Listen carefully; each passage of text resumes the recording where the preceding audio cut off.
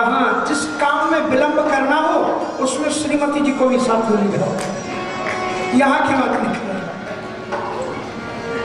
कहेंगे हाँ मैं आ रही हूँ, और करते करते 2 घंटा तो श्रृंगार में लगी जाएगा। ये माताओं की बात नहीं कर रहे, बाहर की बात कर रहे। तो भोलेनाथ ने सोचा कि मैंने तो उठाए बातें में डाल करके चल लिया, और मैंने सोचा तुमको ले जाऊंगा तो तुम विलंब और कर दोगी और पहचान लिया जाऊंगा, इसलिए मैं अकेले ही चला और साथ में थे काकभूषण और परमानंद प्रेम रस फूले बीतन फिर मगन मन फूले। बोले विश्वनाथ जी महाराज एक ऐसे अद्भुत देवता हैं जो राम के भी बाल छवि का दर्शन करते हैं और कृष्ण जी के भी बाल छवि का दर्शन करते हैं,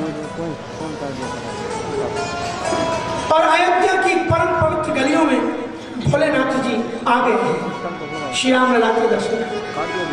बड़ी कोशिश करते हैं, प्रयत्न करते हैं, इधर से उधर से कहीं भी मुझे रास्ता मिला।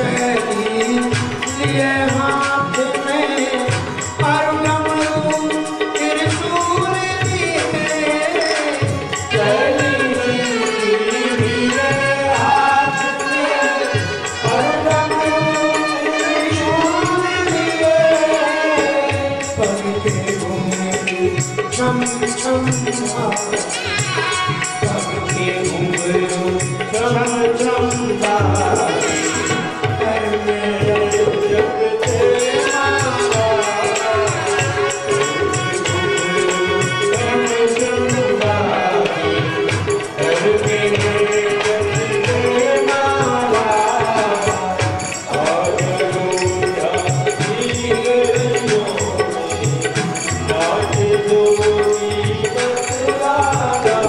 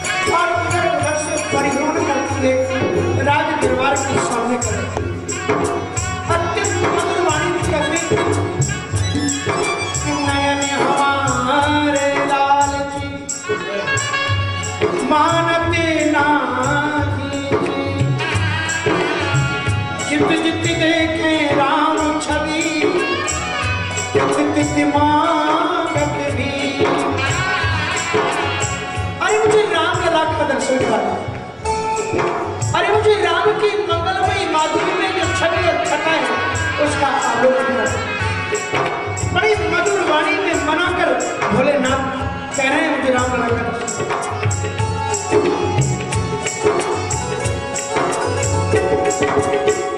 राजद्वारी पर खड़ा पुकारे बोलती है मधुरी वाणी।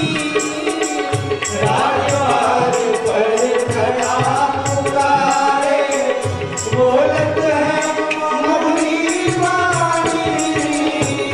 अपनी लाल को दिखा दे माता योगी ने मन में ठानी। अपनी लाल को दिखा दे माता योगी ने मन में ठानी। बड़े बड़े प्रेमी आई इस महात्मा को हटाओ। इस महात्मा के गले में सर्पों की माला है, मुंड माला डाले हुए।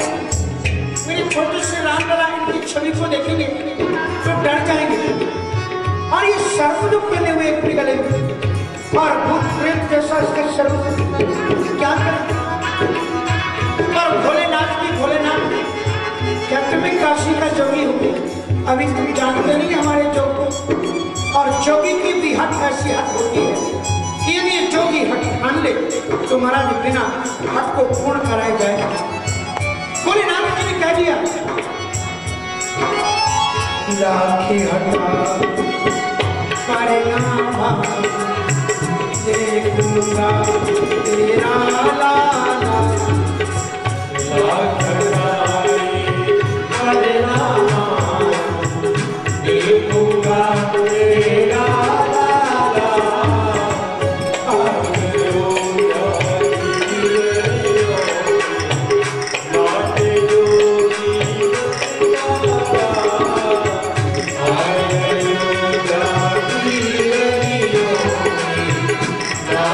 योगी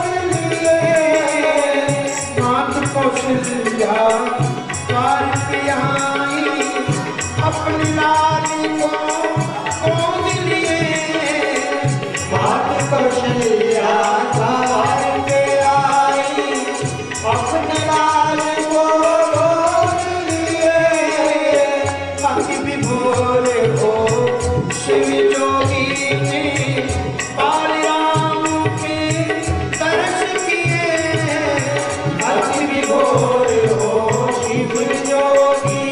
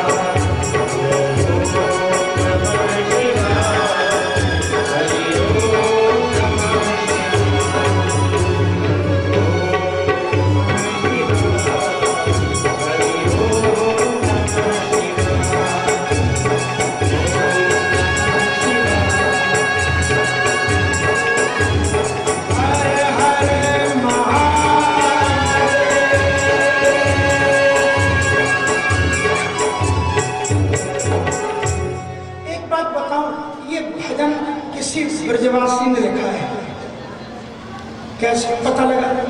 इसलिए पता लगा कि इसमें लिखा है कि मात कौशल्या द्वार पे आई अपने लाल को गोद लिए। इतना आसान नहीं था चक्रवर्ती की पट्ट महसी को कि वो गोद में रामलला को लेकर के आ जाए। ये मैया यशोदा के लिए तो सहज और सुलभ था, पर ये कौशल्या जी के लिए आसान नहीं था। इसलिए गोस्वामी तुलसीदास जी ने कुछ और बात लिखी कि भोलेनाथ जब जोगी का रूप धारण करके आए तो उनके वास्तविक स्वरूप में तो घुसने ही नहीं दिया गया।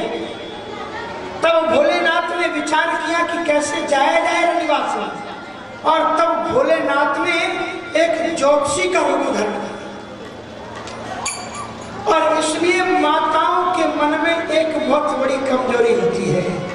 जो ही बच्चे का जन्म होता है अभी उसने आंखें भी नहीं खोली, तो ही वो जानना चाहती है कि मेरा बेटा एक्टर बनेगा कि डॉक्टर बनेगा कि वकील बनेगा कि मिनिस्टर बनेगा, क्या बनेगा।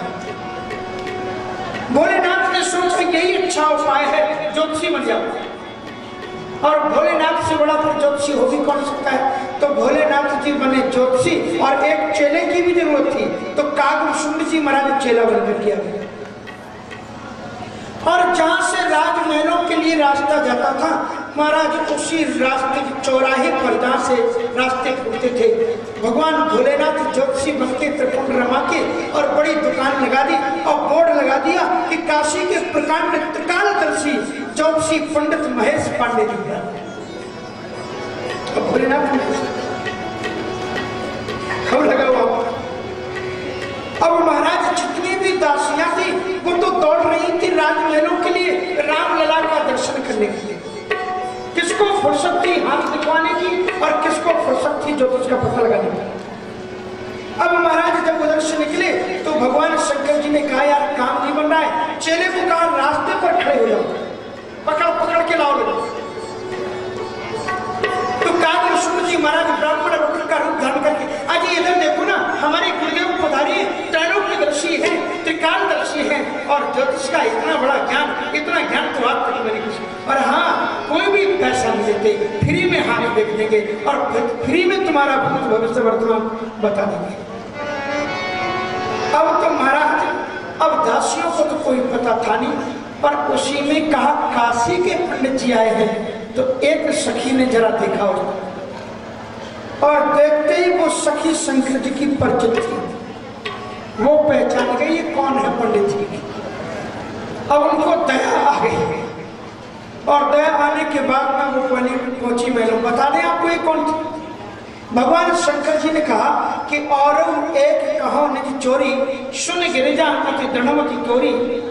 तो पार्वती जी ने कहा कि महाराज क्षमा करना, आपने जब मुझसे कहा कि मैंने चोरी की तो आज मैं भी बात खुली है तो बता दूं। बोले क्या?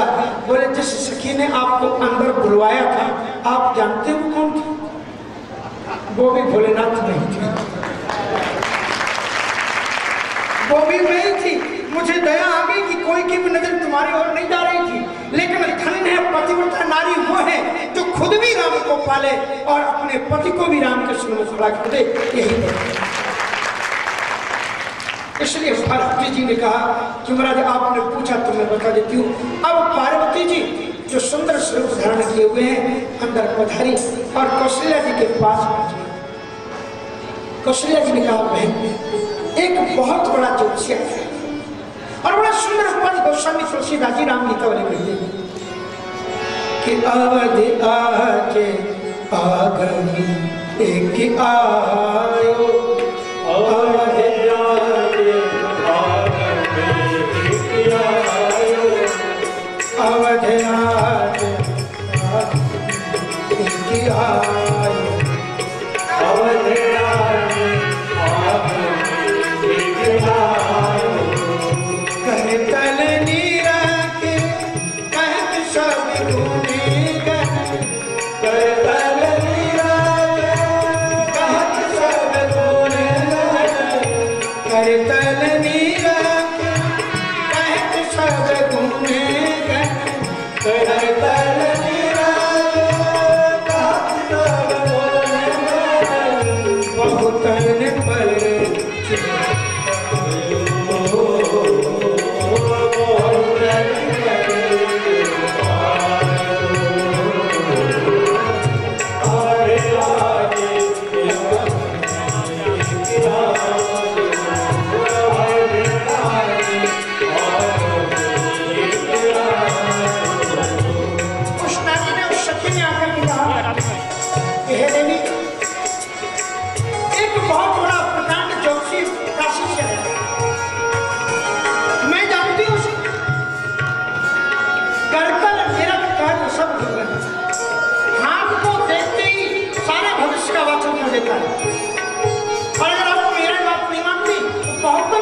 पर बहुत से लोगों ने हाथ उठाया। उसकी एक भी बात महारानी जी कभी झूठ नहीं होती। अच्छा, और सज्जनों रनिवास में नियम होता था कि बुजुर्ग ब्राह्मण या बुजुर्ग मंत्री ही जा सकता था, अन्य कोई पुरुष रनिवास में प्रवेश नहीं कर सकता। इसलिए पार्वती जी ने यह भी कह दिया बूढ़ो बड़ो प्रमाणिक ब्राह्मण, मैं जानती हूँ ब्राह्मण है और बुजुर्ग है, इसलिए उसे अंदर लाया जाए। बूढ़ो बड़ो प्रमाणिक ब्राह्मण का नाम का शंकर नाम सुनो, उसका नाम शंकर है। तो सुदत कौशल्या भीतर भवन बुलाए का सामने से निकला ना, पीछे वाले दरवाजे से पीछे वाले। कौशल्या जी ने कहा चुपके से पीछे वाले दरवाजे से पंडित जी को अंदर ले आए। अब बूढ़े पंडित जी थे शंकर जी और काग जी महाराज थे युवा पंडित। काग को जो बूढ़े वाले हैं उनको ले आओ और जो युवा है नौजवान है उन्हें बाहर किया। अब भोलेनाथ को कंट्री मिल गई। दरवाजे पर जो खड़े हुए थे पहरेदार, उन्होंने कहा ये बूढ़े वाले पंडित जी जाएंगे, आप बाहर। तो काग जी ने शंकर जी का पकड़ लिया पांव का, भोलेनाथ मैं अभी हाल यहीं पर आपकी पोल खोल दूंगा, नहीं तो ले चलो साथ, वहां से साथ में लेके आए। मैं बता दूंगा कि कोई भी ज्योतिषी नहीं है, भोलेनाथ भूत बाबा है। इसलिए मुझे लेकर के जाना पड़ेगा आपको।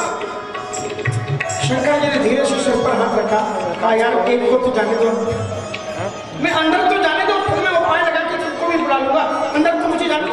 क्या पक्का बोले नहीं पड़ता। अब भोलेनाथ जी अंदर पहुंचे। कितना आदर कितना सत्कार है ब्राह्मण का तुलसी का। पाई पठार पूज दियो आस, पाए पठार पूज दियो आस। माता कौशल्या जी ने उस ब्राह्मण के बुजुर्ग ब्राह्मण के चरणों में और शेष आसन पर पाऊं पखारी पूज दियो आसन, पाऊं पखारी पूज दियो आसन, असन बसन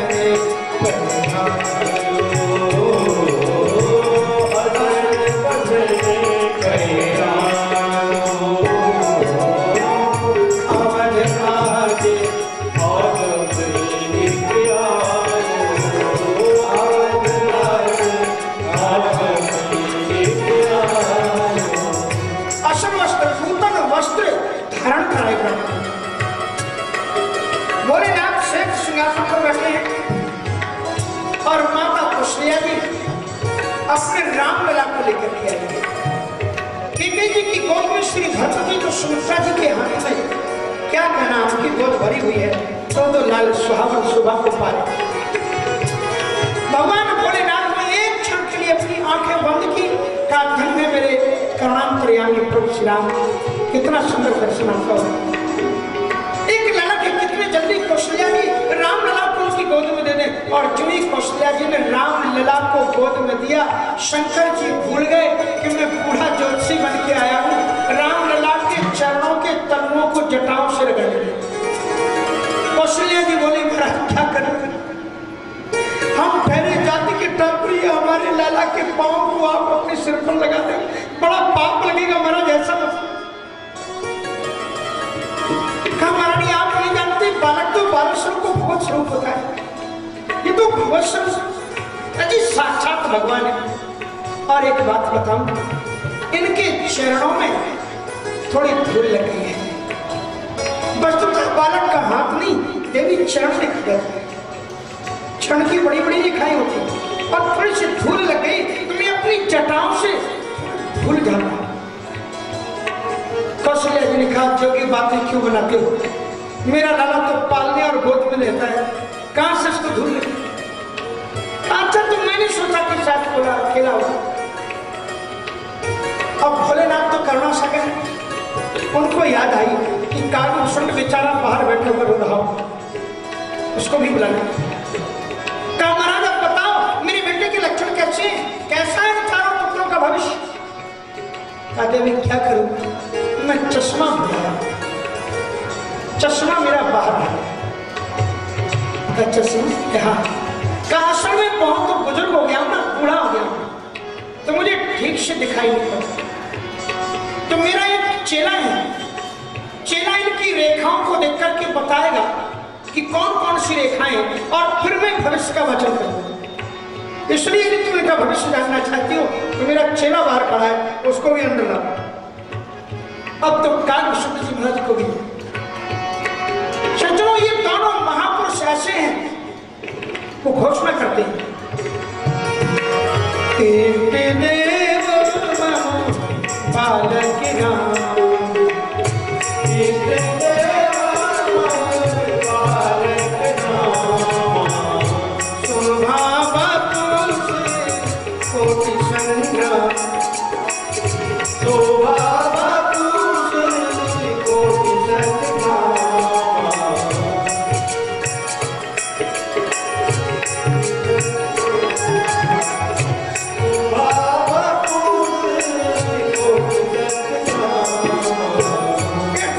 बालक राम,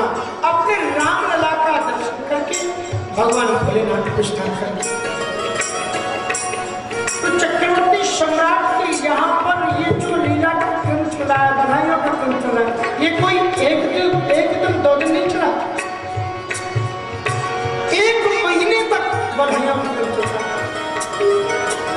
मास दिवस कर दिवस भा मरम न जाने को रथ समेत रवि था क्यों तो निशा कवन विधि धन्य इस प्रकार भगवान सूर्य ने ही अपने रथ को जब रोक दिया और 1 महीने तक जब वो हिलेगी नहीं तो रात्रि आए कैसे? अत्यंत आनंद हुआ। उसके बाद महर्षि वशिष्ठ जी महाराज को बुलाया गया और चारों बालकों का नामकरण संस्कार कराया जाता है। वशिष्ठ जी महाराज ने हिरण्यगर्भ भगवान का पूजन किया, शालिग्राम भगवान का पूजन किया और बहुत सुंदर रामार्चन करने के बाद उन्होंने नाम का संस्कार शुरू किया। एक क्षण के लिए वशिष्ठ जी महाराज तादात्म्य अवस्था में चले गए और उसके बाद में आंखें खोल करके बोलना शुरू कर दिया। कहते हैं महाराज, ये जो परमानंद कंद भगवान आपके घर में आए हुए साधारण नहीं, जो आनंद सिंधु सोकरा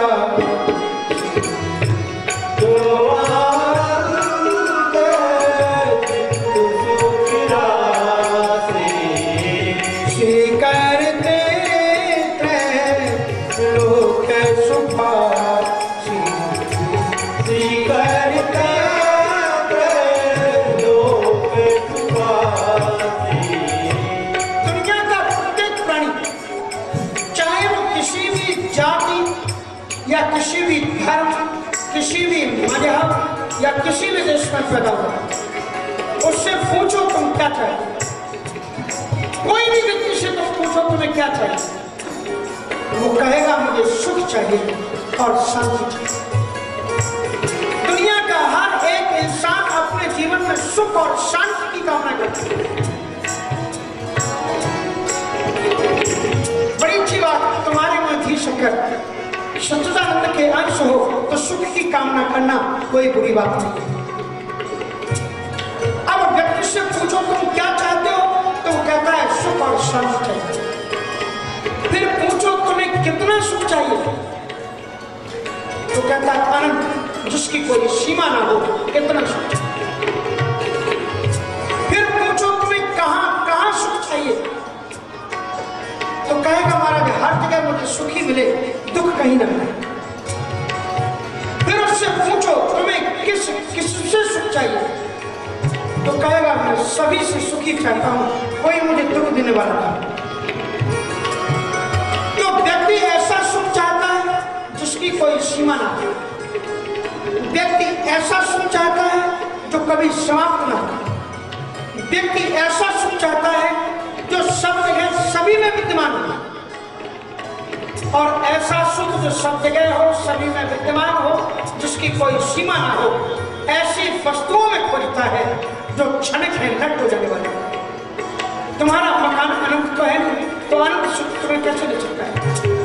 तुम्हारे जो नाते रिश्तेदार हैं वो भी अजर और अमर नहीं है, तो वो अजर अमर सुख तुम्हें कैसे दे सकते?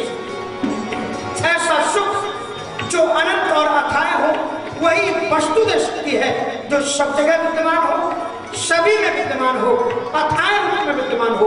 और उस सुख, उस वस्तु का नाम क्या है? वशिष्ठ जी महाराज प्रश्न करते हैं। सो सुख राम अर्चना,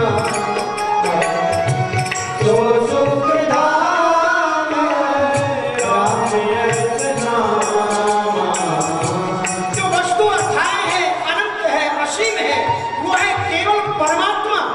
और उस परमात्मा का नाम है राम। सो सुखी धाम राम अर्चना, सो सुख धाम राम अर्चना, अखिले लोके दायक कृष्ण, अखिले लोक दायक कृष्ण,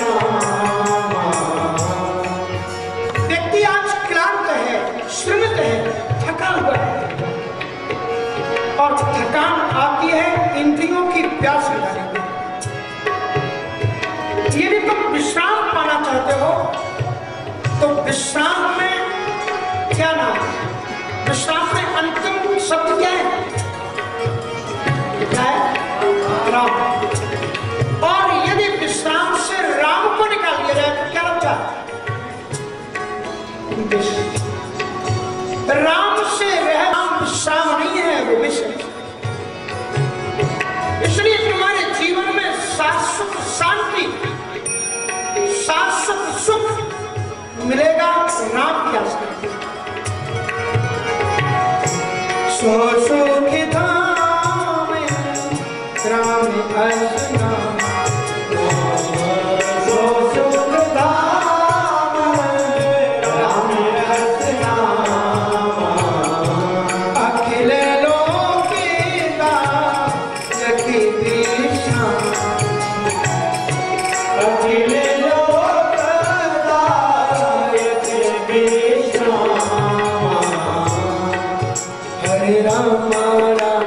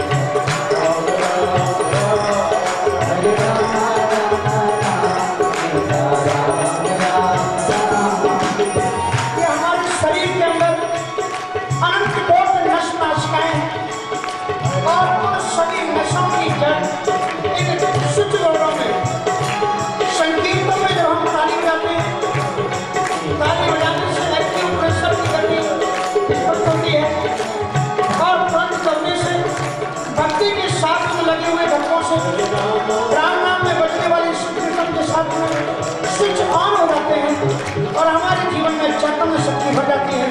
इसलिए ताली बजाते हुए भावना शब्द गाइए।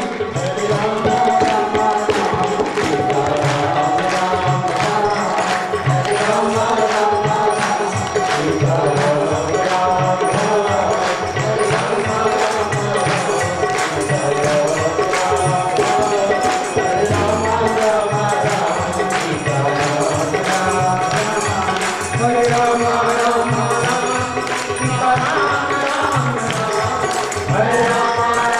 Rama Sita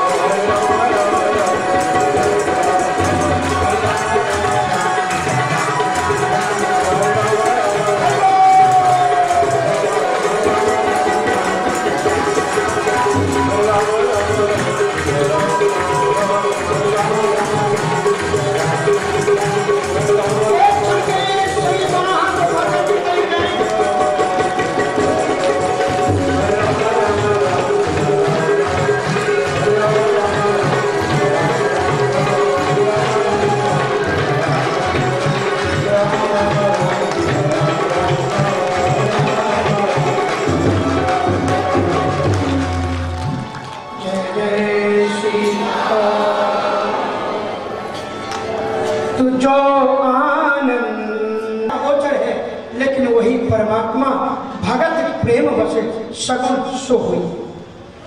वह भक्त और भावना के वशीभूत होकर के सगुन हो जाता है। सो आज भगति प्रेम बसे कौशल्या की गोद, श्री कौशल्या जी उन्हें अपनी गोद में खिलाते हैं, जिससे परमात्मा के किसारे पर संपूर्ण ब्रह्मांड नाचते हैं।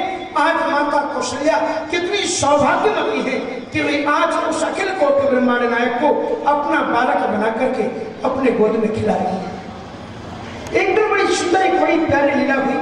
सच्चों ये ध्यान रखना, राम कथा हमें ये बताती है कि तुम्हारे जीवन में कितना भी सुख, कितना भी आनंद और कितनी भी समृद्धि आ जाए, लेकिन भगवान को मत भूलना। और जिस दिन तुम भगवान को भूल जाओगे, उसी दिन ये सारे सुख और समृद्धि से तुम वंचित हो जाओगे। कौशल्या जी की महानता देखो, वो जानती हैं कि आज मैंने राम लला को कैसे पाया है, अपने इष्टदेव की पूजा करके। दशरथ जी महाराज के जो इष्टदेव हैं, वो इष्टदेव हैं उनके रंगनाथ भगवान। साउथ इंडिया में आप जाएंगे जब भारतवर्ष की ओर, दक्षिण भारत की ओर, तो वहां रंगनाथ भगवान की उपासना होती है। वाल्मीकि रामायण में लिखते हैं कि उनके उपास्य देवता है रंगनाथ भगवान, तो भगवान नारायण की चतुर्भुज मूर्ति, और ऐसी कौशल्या जी उनकी आराधना करती है। कौशल्या जी ने सोचा कि जिन परमात्मा की कृपा से मैंने राम को पाया है, रामलला को पाया है, आज दशरथ जी महाराज 4 पुत्रों के पिता हैं, उस ईश्वर की वंदना करते रहना चाहते हैं। हम अक्सर ये करते हैं कि जीवन में जब दुखद क्षण आते हैं तब तो हम परमात्मा के पास जाते हैं, और जब आनंद आ जाता है तो हम भगवान को भूल जाते हैं। कवि साहब ने लिखा है कि दुख में सुमिरन सब करे और सुख में करे न कोई, जो सुख में सुमिरन करे तो दुखी काहे हो। दुख में सुमिरन सब करे, सुख में करे न कोई।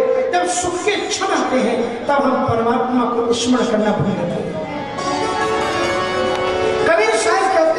कि यदि प्राणी सुखद क्षणों में भी यदि परमात्मा को स्मरण करता रहे तो उसके जीवन में दुख आए ही क्यों। इसलिए निज कुल भगवान, निज कुल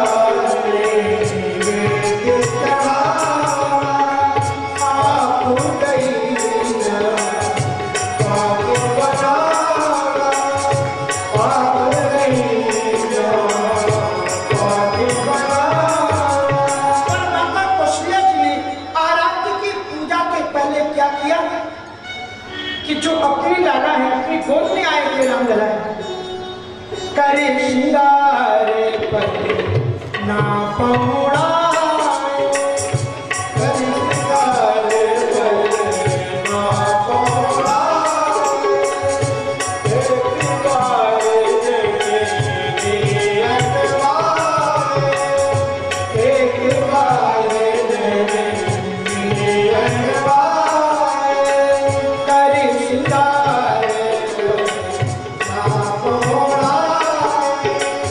करे श्रृंगार पर ना पौड़ा, एक बार करे श्रृंगार श्रृंगार किया। श्री राम जी का श्रृंगार कौन करेगा, वे तो खुद ही ऐसे हैं। एक जगह महाकवि कालिदास जी ने रघुवंश में लिखा है कि भगवान राम इतने सुंदर थे कि विभूषितों पे विभूषण। महाकवि कालिदास जी कहते हैं कि जब राम जी को आभूषण पहनाए जाते हैं तो राम जी सुंदर नहीं बन जाते, राम जी के अंगों में जाकर के वो आभूषण चमकने लग जाते हैं। उन आभूषणों के बीच में जो राम जी का कलेवर चमकता है, लगता है वो आभूषणों को सजा रहा है। तो एक बार जननी अनभाए कर श्रृंगार पलना पौड़ाए, अपने राम लला को नहलाया धुलाया श्रृंगार किया और पालने में विराजमान कर दिया। सोचा कि मैं अपने इष्टदेव का आज पूजन करूंगी, भोग लगाऊंगी और रामलला अगर जागते रहेंगे तो कुछ अटखेलियां करेंगे, चंचलता करेंगे, मैं पूजा करने बैठूंगी, रामलला वहां आ जाएंगे, टूटे पीटे हाथों से उसको छू देंगे तो फिर ठाकुर जी कहीं नाराज ना हो जाए, इसलिए पहले लाला को मैं सुला दूं। वो नहलाया धुलाया, दूध पिलाया और श्रृंगार करके पालने में बैठा दिया। और उसके बाद में स्नान आदि करके कर पूजा नैवेद्य चढ़ावा, भिन्न भिन्न प्रकार की जो रसोई बनाई थी, ठाकुर जी का पूजन करके उस रसोई को रखा। और आप गई जब पाक बना नैवेद्य ठाकुर जी के सामने आरोप कर रसोई घर में गई जहाँ रसोई बनाकर रखी हुई थी। देखा अभी ठाकुर जी के पास में वो अभी रख करके आई। आपने कभी ठाकुर जी को साक्षात भोग लगाते हुए देखा? नहीं देखा, आप पर्दा लगा देंगे। पर राम जी ने कौशल्या जी को यह दृश्य दिखाया। आप गई जब पाक बनावा, जब वहां पर गई भोजन करत देख शिष्य जाए, देखा कि रामलला तो पहले ही रसोई घर में पहुंच गए।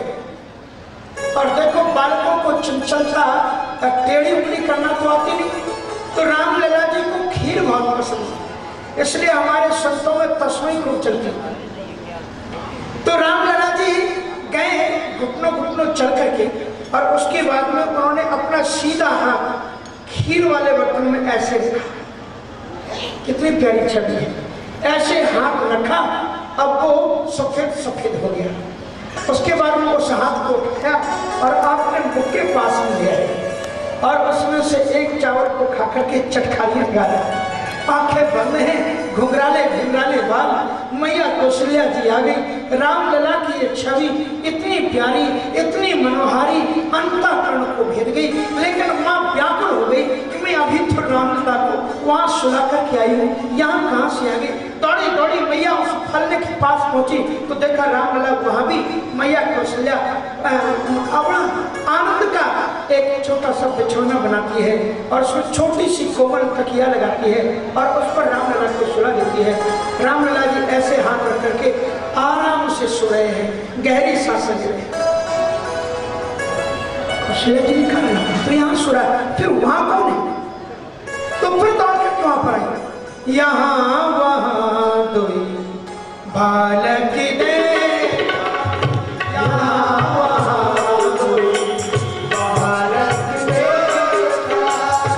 मति भ्रम मोह आने से, मति भ्रम मोह आने से,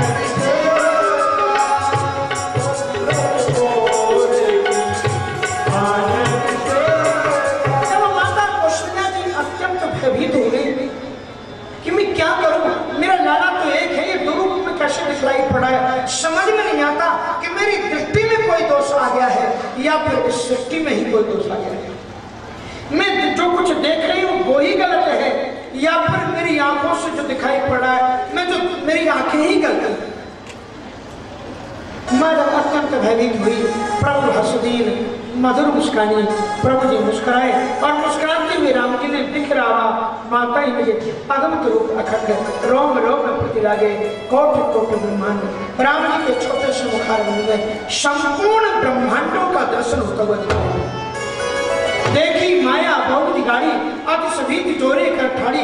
महाराज उन्होंने माया के प्रपंच में संपूर्ण को नापते हुए देखा, अद्भुत लीला का दर्शन उन्हें किया। और उसके बाद महाराज वर्णन करते हैं अद्भुत भगवान की जितना मंगलमय लीला होती है।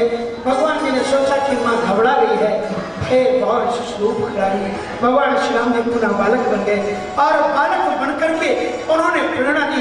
माता कौशल्या जी को कहा कि माँ मैं तुम्हारा बालक ही हूँ। लेकिन ये लीला मैंने आपसे इसलिए की क्योंकि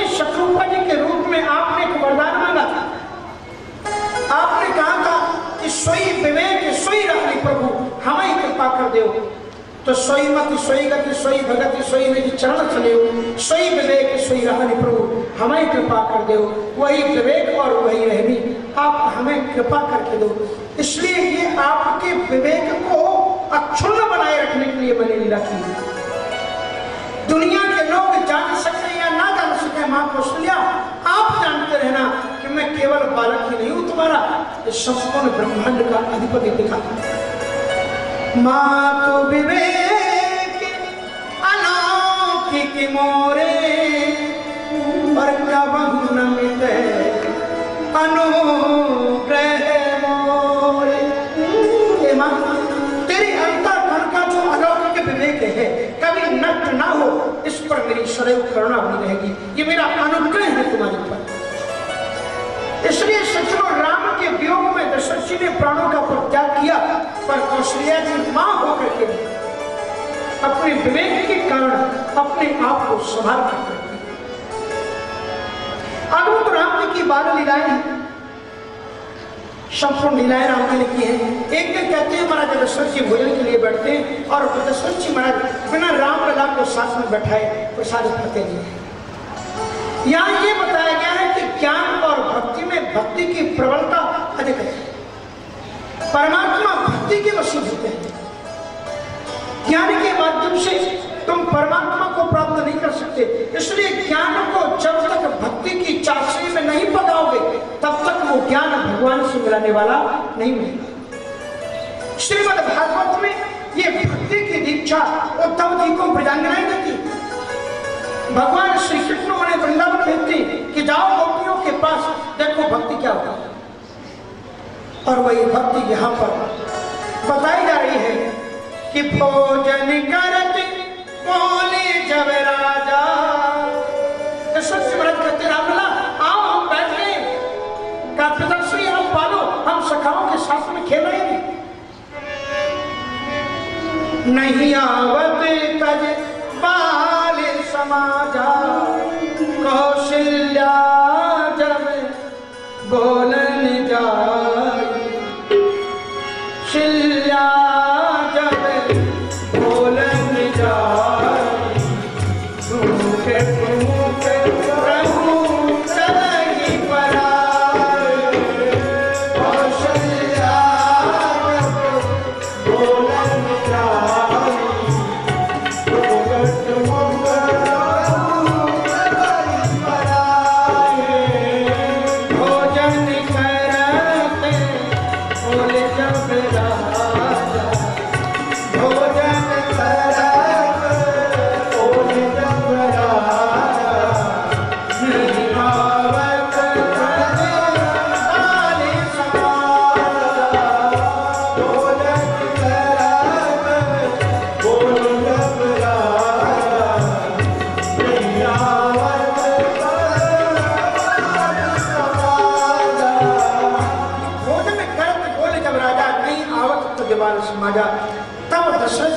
कौशल्या जी की ओर देखते हैं, कहे भक्तिमती कौशल्या तुम बनाओ बुलाओ अपने लड़के।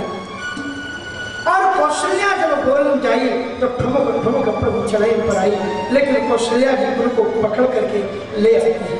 जानते हैं आप श्रीमद् भागवत में भक्तिमती मैया यशोदा कन्हैया को बांध देती है। ये बांधने की सामर्थ्य अगर किसी में है तो केवल भक्ति में है।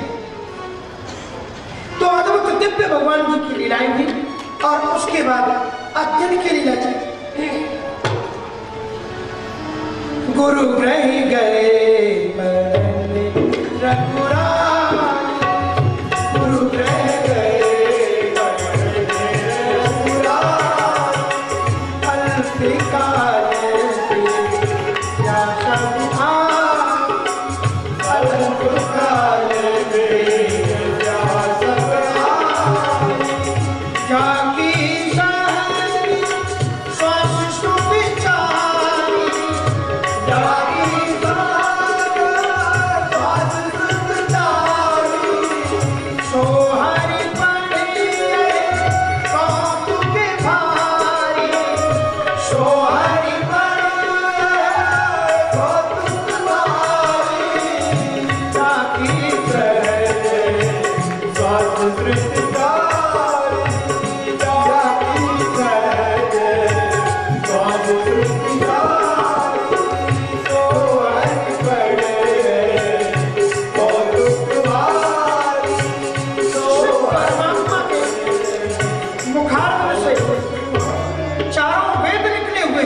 वो परमात्मा पढ़ रहा है, ये बड़े कौतुक की बात है।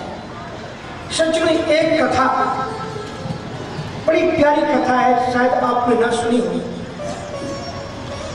ये अन्य रामायण में एक अनर्घ रामायण है, उसमें भी मिली, और थाईलैंड में जो रामेश्वर रामायण है उसमें भी इस कथा का वर्णन है। कहते हैं कि जब भगवान श्री राम जी पढ़ने के लिए गुरु जी के यहाँ पर गए तो वहां उन्होंने एक विलक्षण लीला। कहते हैं कि राम जी जब पढ़ रहे थे तो राम जी जिस आश्रम में पढ़ते थे उसमें किसी भी प्रकार का भेदभाव नहीं था। पिछले वर्ग के लोग भी, बच्चे भी, वो भी आकर के गुरुकुल में पढ़ते थे। जैसे सुदामा के साथ साथ में कृष्ण भी पढ़ते हैं। सुदामा ब्राह्मण है, कृष्ण जी यदुवंशी है, अपनी लीला के रूप में देखें तो वैसे वो ब्राह्मण, तो वो भी एक साथ पढ़ते थे। ऐसे ही जहां राम जी गुरुकुल में पढ़ रहे थे उसी जगह पर निषाद भी पढ़ता था, इसलिए राम जी ने उसे सखा कहा। तो निषाद भी राम जी के साथ में पढ़ता था। और एक दिन ये लीला हुई, 1-2 वर्ष व्यतीत हो गए। राम जी सोते थे, एक ही कुटी के अंदर सबके आसन लगे हुए होते थे, उस पर विश्राम करते थे। राम जी ने एक रात्रि में देखा कि उनका सखा निषाद सो नहीं रहा है, एक बालक बैठा हुआ है। राम जी उसके पास में गए, सारे लोग सो गए, किसी को किसी की कोई परवाह नहीं है। तो श्री राम जी उसके पास आए, कहा भैया सब सो गए हैं, तुम क्यों नहीं सोए? तो उसने आंखों में आंसू भर करके कहा कि राम जी आज मेरा जन्मदिन है और मैं 5 वर्ष से गुरुकुल में पढ़ रहा हूं। ऐसा एक ही दिन में 1 वर्ष नहीं गया कि जब भी मेरा जन्मदिन आता था ना तो मेरी माँ मेरे लिए हलवा बनाकर लाती थी, प्रातराश बना करके लाती थी। लेकिन आज मेरी माँ भूल गई है प्रातराश, और जिसको माँ ही भूल गई हो तो फिर मैं क्या करूँ? कहीं ऐसा तो नहीं कि मेरी माँ को कुछ हो गया? पिता तो मेरे पहले समाप्त हो गए, केवल माँ बची है, वो माँ आई नहीं है इस बात। श्री राम जी ने चिंतन किया, यह सखा धर्म अनर्घ रामायण में बड़ा सुंदर वर्णन है। कहते हैं प्रभु श्री राम जी ने कहा कि हो सकता है आज वर्षा हुई है, नदियों में बाढ़ आ गई हो तो तुम्हारी माँ ने आने में विलंब कर दिया, पर आ जाएगी, थोड़ा धैर्य रखो। श्री राम जी जाकर के सो गए। इधर राम जी तो एको कि हम बहुत श्याम, दूसरे रूप से प्रभु श्री राम जी घूंघट निकाल करके बुजुर्ग उसकी माँ बनी, माँ बनकर क्या है आवाज लगाई, कहा लाडली निषाद घबरा मत, मैं आ गई। और फिर जब वो माँ आई तो उसने निषाद को आंसुओं पोंछा और फिर अपने हाथ से उसे भूल गया। आज निषाद को बहुत ही आनंद खाना पड़ा। निषाद ने कहा माँ तुम भूल गई थी, तूने इतना देर क्यों की? लेकिन माँ तूने भले ही देर की हो, लेकिन आज तेरा हलवा बहुत अच्छा बना है। आज जैसा हलवा मैंने पहले कभी नहीं खाया, क्योंकि वो तो राम जी के हाथ में था और उसके बनाने वाले तो सर्वांतर्यामी खुद प्रभु श्री राम जी थे। निषाद को हलवा खिलाया, कहा कि बेटा तुम सो जाओ, तुम निषाद को सुला दिया। और भगवान वो माँ उनके ऊपर हाथ फेर करके लोरियां सुना रही है। सो जा मेरे लाल निधरिया, सो जा मेरे लाल निधरिया,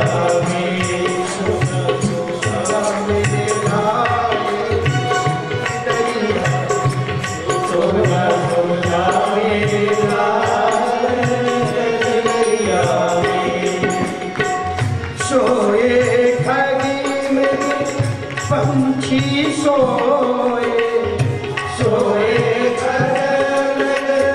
पंछी सोए सोए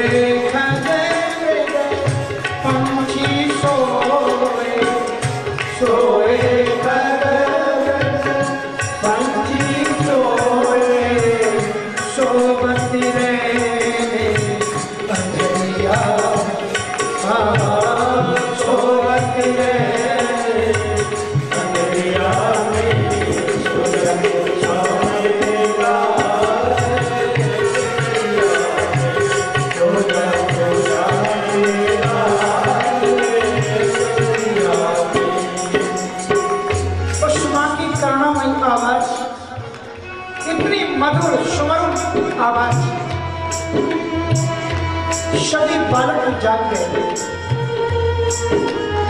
सब अपनी अपनी जगह पर बैठ गए। सब देख रहे हैं विशाल की मां आई है और उनकी आवाज को अरुंधति जी, वशिष्ठ जी की पत्नी अरुंधति जी ने सुनी। अरुंधति जी ने कहा कि मेरे आश्रम में किसी बच्चे की मां आई है और मुझे मालूम नहीं हुआ। अरुंधति जी दौड़ी हुई है और उन्होंने देखा कि किसी की मां आई है और बच्चे को इतनी प्यारी लोरी सुनाई। तो उन्होंने किसी तरफ से झांक करके देखा और दौड़ी दौड़ी वशिष्ठ जी के पास कहा, महर्षि आश्रम में पहले किसी भी बच्चे की मां आती थी तो मुझे बताया गया, लेकिन इस बार एक निशान की मां आई है, मुझे क्यों नहीं बताया गया?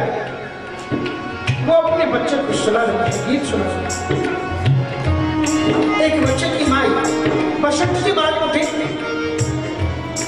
और उन्होंने कहा, यदि कोई की मां आई होती तो मुझे पता लग गया होता। वशिष्ठ जी ने कहा, अरुंधति जी एक बात सुनो, एक बात मत बोलना अरुंधति कि तुम्हारे आश्रम में इस समय भगवान है। पता नहीं उनकी कोई लीला हो, इसलिए किसी से कुछ कहो मत, मुझे बताओ किधर है तुम्हारा? और जब वशिष्ठ जी को एक झरोखे से दिखाया गया, वशिष्ठ जी ने दूसरे तरफ से देखकर कहा, अरुंधति तो निषाद है, ये तो निषाद है और इसकी मां 3 महीने पहले खत्म हो चुकी है। इसकी मां मर चुकी है, मां है ही। मुझे मालूम था कि उसकी मां मर गई, पर मैंने उसका संदेश बच्चे को इसलिए नहीं दिया कि इसके अध्ययन में कोई व्यवधान ना हो। मैंने सोचा दीक्षांत के बाद में उसे बताएंगे, पर तुम इस बात को नहीं जानते, ये राम का सखा है, ये राम का बच्चा है, इसलिए निश्चित रूप से ये राम को दिया। अरे अरुंधति कोई और नहीं, श्री राम इसकी मां बनकर के लोग ऐसे मुस्कुरा सकते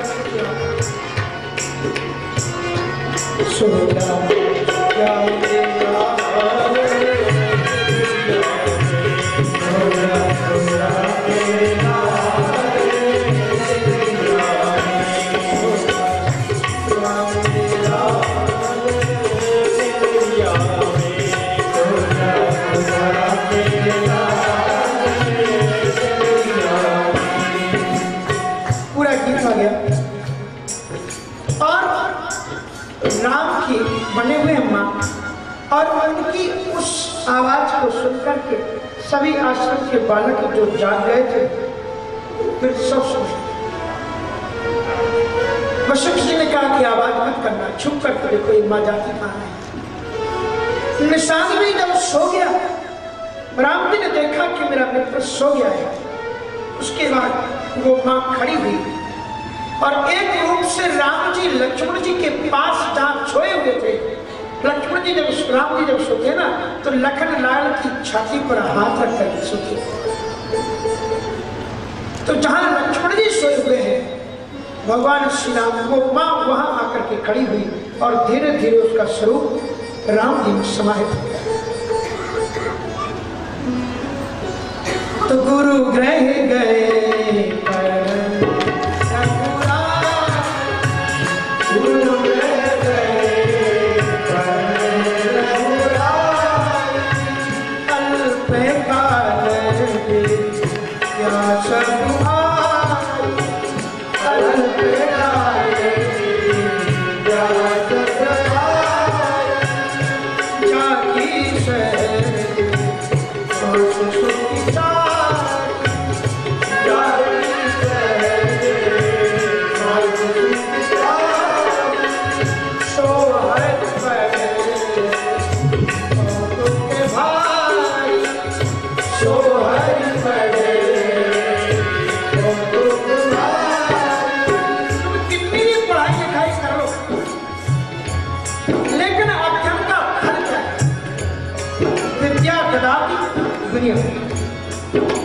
विनयात्या पात्रता पात्रा धर्मात्मति और धना धर्मा तथा शुभ। विद्या का फल है विनम्रता। और आज हम देख रहे हैं कि जो यूनिवर्सिटी के स्टूडेंट लोग जो उद्यमता करते हैं वो शायद सामान्य लोगों में नहीं। इसका मतलब ये है कि उन्हें विद्या का फल नहीं मिलेगा, क्योंकि विद्या को प्राप्त करने का रास्ता क्या है? शास्त्रों ने कहा है कि 3 ही रास्ते हैं सच्ची विद्या को हासिल करने के। गुरु शुश्रूषया विद्या पुष्कलेन धनेन च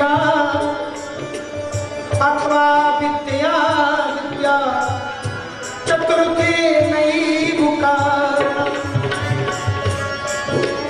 गुरु शुश्रूषया पहले नंबर की विद्या है जो गुरु जी की सेवा करके प्राप्त करते और गुरु प्रसन्न होकर के जो विद्या प्रदान करता है वो धन देकर के तो प्राप्त नहीं कर सकते। गुरु शुश्रूषया विद्या पुष्कलेन धनेन वा। और दूसरे नंबर की विद्या वो है जो धन देकर के पैसे देते। आप जब ट्यूशन में पैसा देते हो अथवा विद्या विद्या चतुर्थे नैव कारणम्। और तीसरा एक रास्ता है कि तुम्हें कोई विद्या आती है तुम उसे सिखा दो और उसे जो विद्या आती है वो तुम्हें सिखा दे। 3 उपाय गुरु जी महाराज ने भगवान श्री राम जी ने पहले नंबर की विद्या दी। गुरु की सेवा करके उन्हें विद्या। इसलिए वशिष्ठ जी महाराज सदैव राम जी के ऊपर गौरव करते। इसलिए इन्होंने विशेष योग्यता राम जी ने किसमें देखी माना? विद्या विनय गुणशीला विद्या विनय गुणशीला सकल रखदीरा सकल रखदीरा। विद्या विनय निपुण पुरुष समस्त विद्याओं को तो राम जी ने अर्जित किया ही, लेकिन विनम्रता और शीलता में विशेष योग्यता। चार्यूरू शील बलवान चार्यूरू शील बलवान तदपि अधिक सुख सागर राम तदपि अधिक सुख सागर राम।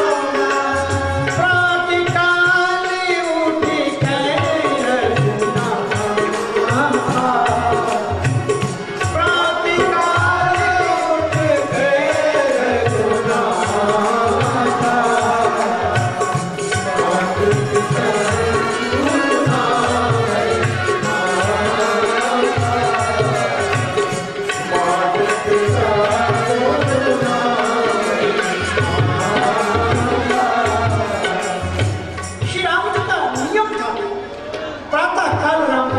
सबसे पहले हमारे वेदों का शिक्षण में क्या दिया?